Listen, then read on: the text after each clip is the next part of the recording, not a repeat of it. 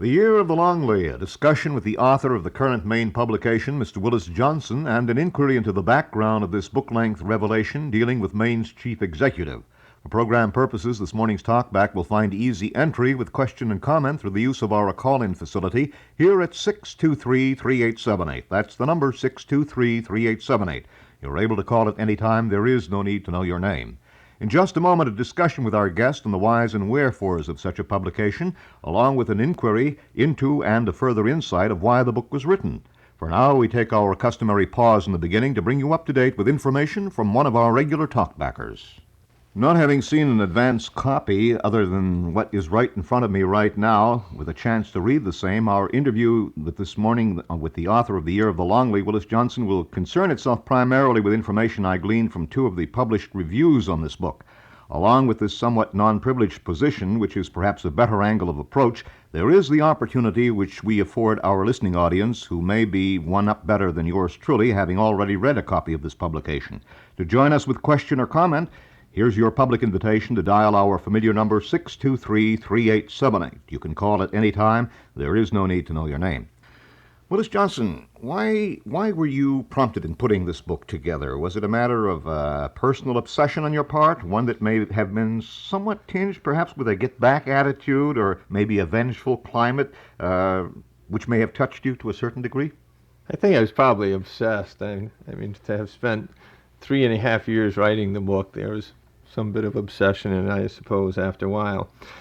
But no, the reason I started to write the book, well, I suppose there were three reasons. Number one, what Longley did. His astounding victory in the 1974 elections, in which he, as a person with no experience in government, never having held an elective office before, with no organization, no party, came along in 74 and beat the two political parties. Two pretty experienced candidates, two party candidates. Quite an accomplishment, huh? It was. Yeah. Okay, that's one reason. Number two, of course, after he was elected, as you recall, the news media just poured into Maine from all over the country, national news media, and Longley was being written about throughout the country. And it seemed that because he had no public record, people really didn't know very much about him, and so I thought there was another reason for writing a book. Fascination, then. That's right. Okay. And then the third reason, Longley himself, he, if anything, he's not a bland character. He's an interesting person, and his character itself, called for a book, I thought. And so because of these three different reasons, I suppose, I started writing the book a couple of months after he took office in 75. In the two reviews that I've read, that of the Maine Times and the other appearing in the Maine Labor News, it stated that yours is not an analytical treatise of the subject in question. Do you agree with this basic premise? Well, basically it's not. I didn't want it to be. I started to write the book in a very serious vein. What does it all mean? And it wasn't working. And I changed the style of the book from being sort of a very serious analytical book into being a more entertaining book, which I hope also throws some light upon what's happened in Augusta under Longley and the type of man he is, the kind of governor he's been. But it's mainly I like to think it was an entertaining book. It's funny in some places, it's sad in other places, and it's both light and in places very serious. Have you heard from the governor since you've written No, it? I haven't. He hasn't commented one way or another? No, not to me. Well, then, was your basic approach that of really pulling together, and I kind of gleaned this, maybe some documentation, things, speeches which the governor gave, incidents to which you were privileged to be a part of? Well, I steeped myself in Longley. I ate and drank and slept Jim Longley for all those years. Without him knowing about it? Well, he did know about it. He did know about it? That's okay. right. I had first seen him come on the scene in 1972 when he was chairman of the Maine Management Cost Survey. Of course, I followed him during the campaign. When I say followed him, I kept a pretty close touch on the campaign and what all the candidates were doing. But then every word he's written, every word he's said, I've followed. I have all his speeches, all his press releases. None of that. I covered his news conferences, and I followed him around. I followed him to New Orleans, to see him in action on a national stage at a national governors conference. I followed him to insurance convention in Boston. I've made trips to Washington. I've just hung around an awful lot and been on his tail a lot. Well, you're working from really bits and pieces of collections of materials that you have. Maybe some of this goes out of context, and the question then becomes whether a fair and objective approach in handling the task of such a personal writing commission on your part was possible. Well, I don't think things are out of context in the book. Well, you can't quote complete speeches, and sometimes no, you have obviously, to read a whole speech to get the real true meaning, huh? Obviously, you pull parts out of a speech that if you're writing about a certain aspect of his character, of a person's character, and there's a part in the speech that is going to shed some light on that character. Tie into the particular point that you're trying to make. And in that sense, yes, then you do take a part out of a speech and put it in the book. And I do that. But I think that anybody who knows Longley, who's been around the State House, knows that this Longley that appears in this book is the real Jim Longley. It's the one that they see in the State House every day. It's the one that I saw for 3.5 years. It's the one that the news media sees every day. Just recently there have been statements made, and I guess it was a result of a survey, that if Jim Longley were up for re-election tomorrow, that he'd make it. Do you feel that this is probably true? Casting yourself outside of the area of Augusta, because I've got to come back to Augusta, which is unique to this whole overall evaluation. I think that he might make it if it were held tomorrow. But, I mean, that's an impossible situation. I mean, if he were to run for governor, he would have to go through 3 months, 5 months, 6 months of campaigning, during which time his record would be talked about, his performance as governor would be talked about. And so the poll that was taken that showed him getting a certain percentage of the vote if the election were held tomorrow, which is to say that without a campaign, without him being involved in a campaign, maybe that's right, whether during the course of a campaign that those results would hold, I have no idea. Well, assuming that there is a favorable attitude, and I'm going to come back to this Augusta attitude, which is apt to be different, or I'll find out from you the way you feel about it. Assuming that this were to be tomorrow, maybe he might make it. But on the other hand, the question I really wanted to ask was, if the governor, before this week is out, suddenly decides to throw his hat in the ring on behalf of one of the candidates running for governor, do you think that this is going to make a great impact and is going to help that individual? I personally don't think the impact would be great. It would perhaps have some impact. We've seen the governor in the past come out and oppose a referendum question and support a referendum question, and sometimes he's won and sometimes he's lost. And I think it was the Bigelow project that he came out against or for, not so long, well, maybe a couple of years ago, and I don't know, and the vote went against him. However, we saw in that the uniform property tax, the repeal of that, he supported it, and the vote did go in his way. But whether he influenced it that much, I don't know. Usually, it's said that endorsements by incumbents really doesn't mean that much. It may swing some votes their way, but whether it's enough to make a difference, I don't know. Philosophy. I suppose we can all guess at it. We'll find out next Tuesday anyway, what happens. And if there is a statement that comes in endorsement of any of the three candidates running. Let me remind our listeners this morning that we are talking with Willis Johnson, the author of the book, The Year of the Longley. Any of you who would like to join us in conversation with your own questions, the telephone number here is 623-3878, and our lines are open. We take a brief break in the show. We'll be back in just a moment. Program this morning is with Willis Johnson, the author of The Year of the Longley, and we're in discussion. We'll go to a telephone call in just a moment. The lines are available, 623-3878. I did bring up the so-called Augusta attitude, which, from all that I've been able to determine, is different than what it might be in other parts of the state. The Augusta attitude being primarily in summation that because of the large force of state workers who are here, that there probably is an anti-Longley movement or attitude that exists as opposed to elsewhere. Is this what you have been able to determine, Willis? Oh, yeah, I think that without a doubt Longley's popularity increases the farther you go from Augusta.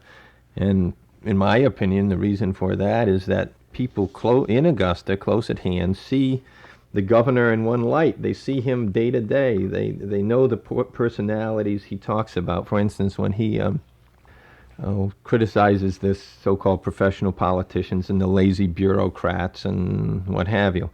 The people in Augusta pretty much know the personalities in government, and so when Longley dumps on either one of his favorite whipping boys here, they sort of know that these people may or may not exist as villains, as such villains. In other words, they're their next-door neighbors, they're their fathers, their husbands, their lovers, what have you. They know that. I think Longley has done much to create a myth about all sorts of villainy going on in Augusta, and I think people who are close at hand know better. However, the farther you get from Augusta, the less people know about that, and I think they tend to believe the myth that Longley's helped to create. So you, in a sense, are saying that many people in the hinterland are probably respond to the fear factor. Sure, they do. I mean, they may have grudges. They may at one time been turned down by a driver license examiner, been given a hard time by a bureaucrat, or they felt they paid too many taxes, or what have you. And, they might have grudges against Augusta, against the government. I mean, it's surely not unique to Maine. They may be suspicious of it, distrustful of it. And when Longley comes along and says, yes, all those state employees are lazy, they say, see, that proves we were right all along. Mm-hmm. Let's go to a line. 623-3878, our number. Good morning. Good morning. I'd like to ask Mr. Johnson a question. Okay. Of the candidates in the 2 years ago in the election that Governor Longley endorsed, how many were elected? In the 1976 election? Yes. None. Yes. No, I'm sorry. No, he did endorse some. I'm sorry. He actually endorsed only two, I believe. He publicly endorsed only two, and one was his sister, and who was running for the state senate, and one was George Call, who was an independent legislator from Lewiston. Both of those lost. Yeah, so weren't they two people right in this area? No. He did come out with a list of legislators, and he ranked them by whether they were very fiscally responsible. I don't know. He had a series of categories. And I don't know, I suppose he in that way, although he didn't publicly endorse them, he said these are the most fiscally responsible legislators, and there may have been 25 on that list. And of those 20 or 25, I suppose about half won and half lost. But they weren't formally endorsed by Longley. But one thing, they did, the last election in 76 did produce a record number of independents for the legislature. I can't remember, 30 or 40 maybe. And every one of those lost, not one won. Okay, thank you. Okay. Thank you for calling. 623-3878 is our telephone number for any of you who would like to join us with comment or question this morning. Willis, the Maine Labor News in its wind-up to its review gives you a pat on the back with the parting phrase, right on, Brother Johnson. Admittedly, this particular publication has got to be highly prejudiced, and I say that because of this. I quote again from this publication. It says, talking about your book, it has a thrust and scope all its own as a candid, crisp compendium of deeds, background, and thoughts of an egocentric, bruisingly paranoid, incredible, fallible, and an intensely eccentric governor. Those are strong words. And I'm just wondering, how do you feel about getting kind of a pat on the back and the support of an organization like this? Admittedly, they really have a prejudice. Well, I don't know if the prejudice. Sounds like they like my book, and I'm happy about that. It sounds also that they love your book. It sounds also that they don't think very much of Jim Longley. I think that in Longley's, one of Longley's chief enemies, of course, is the labor union, is the AFL-CIO. He has several, and he's pretty much selected certain enemies to fight with. The labor, or AFL-CIO is one, the Maine Teachers Association is another, the University of Maine is another. And I suppose that's the way, that they see him. I mean, if you're constantly in conflict with a person, it's probably hard to throw, more laudatory words his way. But I don't mind. I sort It's of... going to sell your books, and this is what you're interested in. I think that I'm happy they like the book. And, Let's go to a line. 623-3878. Lines available. Good morning. Good morning, Mr. Gallant. Good morning, Bill. Good morning. How are you? Very good. Congratulations on your book. Oh, thank you. And the question I want to ask is, you know, a lot of people today, they disenchanted with both parties. You think the independent movement is serious about it? I know you want to talk about the book, but you just mentioned about something about Longley's 25 men, every one of them lost. But I see in everyday life, I see more people getting independently thinking and the other two parties. How do you feel about that? I don't know what you mentioned in your book or not, but because being an independent government. Yeah. No, I do mention it in the book, and that's one of the, I suppose, the points of the book. It's no doubt that Longley was elected in 1974, partly because of the huge dissatisfaction with the two political parties, and largely because of Watergate. If you remember, Richard Nixon resigned in August of '74, right in the midst of the campaign. There's no doubt that people like Longley and that other candidates will come along and project themselves as independents and hope to attract a large part of the disgruntled vote, the support of voters who are turned off by the two political parties and are looking for a third alternative. I think it's interesting here, if I may inject something in our discussion before, and we did not even discuss about the book. We did discuss in generality some of the things about voters as such, and Willis came up with the big surprise, and it was not a surprise to me, that for the general part, most people don't give a damn what's happening and are not aware of what's taking place. I suppose those people who go out to vote, you can say those are the people who have a concern. There are other people who are only concerned with their own personal day-to-day existence, never feeling that these things are going to have any effect on them. Well, then, no. If they don't do a part of their, job, they shouldn't, Complain about it because there you are. Those are the people they complain the most. The ones that don't take any part in it. Well, that's the disgruntled vote that we're talking about, so I don't know if the disgruntled vote is going to actually go out there and... Well, I think in the year that Longley was elected, and I don't recall offhand, but it was the largest turnout ever in Maine history in a non-presidential election year, and yet that was only like 54% of the vote. So nearly, 46% of the people didn't even bother to go down the block to cast their ballot. Okay, Bill. Thank you very much. Nice talking to you. Okay. Have a nice day. Thank you. Bye-bye. 623-3878 is the telephone number. We're in conversation with Willis Johnson, The Year of the Longley, the book under discussion this morning, Mr. Johnson being the author of that book. And if you would like to join us in conversation, we're coming into the wind-up moments, but we take this break first. Our program this morning is with Mr. Willis Johnson, the author of the book, The Year of the Longley. Incidentally, you're going to be signing copies of your book, and you're going to be at one of our sponsors' places tomorrow night, the Kennebec Books on Western Avenue in Augusta. And I guess if anybody wants to meet Willis Longley, that'll be the opportunity. Willis Longley? Willis Johnson. Willis Please Johnson. don't call me that. Sorry about that, sir. In all the materials gathered for this publication, can you point to one sector of the work which in specific or broad terms might give some approval to what our governor has or has not accomplished in his 4 years of leadership? Well, there's let me just explain the way the book is structured, and maybe I can answer your question in that way.